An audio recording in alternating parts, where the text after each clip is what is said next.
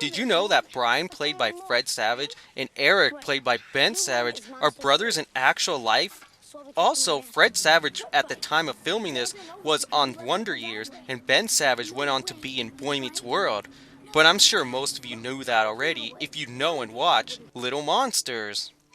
Now, we all know the story of monsters under your bed or in the closet. It's something all of us has seen or heard of since we were babies. But Little Monsters takes that idea and goes above and beyond and makes that concept into its own world.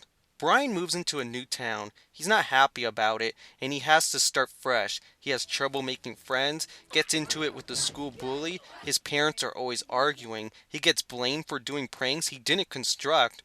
When Brian finds out it's a monster, he sets a trap to capture, and that is when we meet Maurice.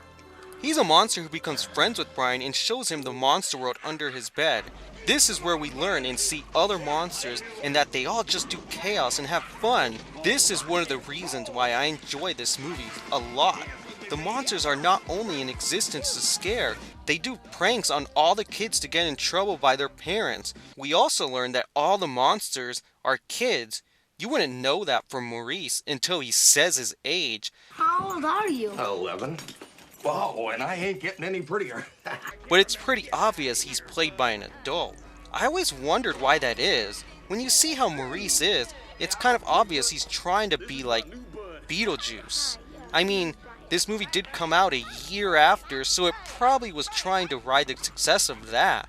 And maybe they didn't want a child playing Maurice, since it would be too much for kids. The studio wanted an adult named actor like Howie Mandel, but this is all just a theory, and either way, it doesn't bother me. One major point you see reviews and viewers say is this movie is too scary for children. I never felt or sensed it was that scary. Some of the monsters do look pretty frightening, but they're monsters. That's expected to sense when watching Little Monsters. When you see all the monsters are kids, it makes you think, where do they come from? Turns out, if you get stuck under, you'll become a monster forever. This starts to happen to Brian, since he's going under there every night. This is where we see Snick and Boy. They are in charge of the whole place. It's never quite clear why they like to lure children and become monsters. It's kind of weird, but that just adds to the creepiness and puts your imagination at work. Since Brian almost becomes a monster, he decides to stay away. But Snick gets mad, so he decides to get Eric.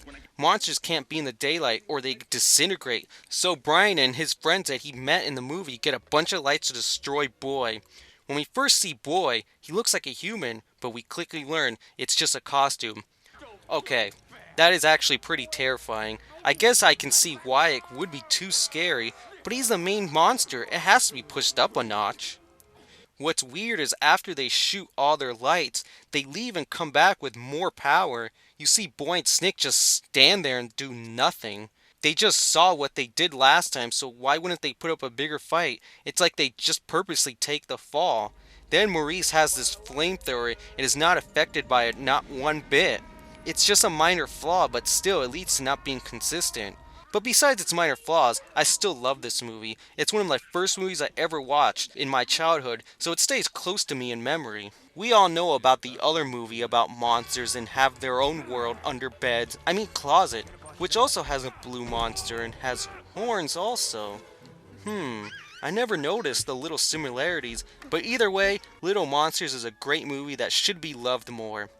It'd be cool to have a Blu-ray release. The DVD is not presented in widescreen. It's standard 4:3, so Blu-ray and widescreen with bonus features like deleted scenes, makings of, and new interviews would just be the best. If the Garbage Pail Kids can do it, then there is no excuse for Little Monsters.